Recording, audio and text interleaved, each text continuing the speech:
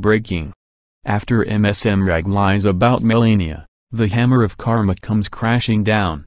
First Lady Melania Trump has been a target since the day her husband won the presidency. For 8 years, the mainstream media followed Michelle Obama like obedient lapdogs with their tongues hanging out. But they've treated the current FLOTUS with nothing but mockery and hostility. And in many cases, that behavior is fueled by outright deception and lies.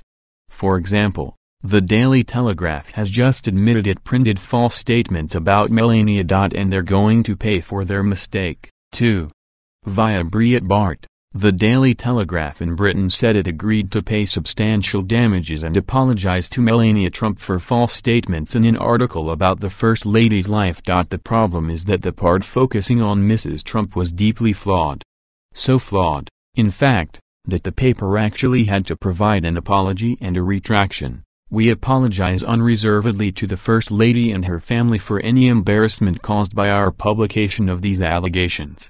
As a mark of our regret, we have agreed to pay Mrs. Trump substantial damages as well as her legal costs. The article was an excerpt from Newsweek political correspondent Nina Burla's new book, Golden Handcuffs: The Secret History of Trump's Women.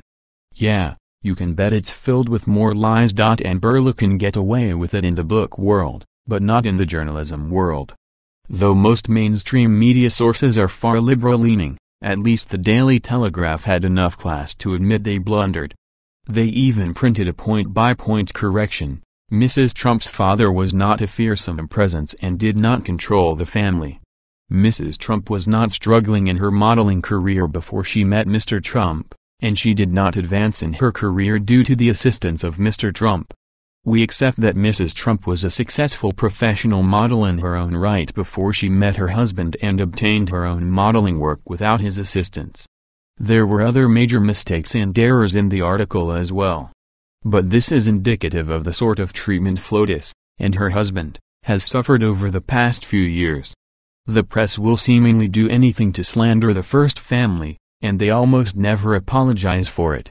But in this case, it was obviously so egregious that something had to be done. The result is a big win for Melania and the truth. And we say, it's about time.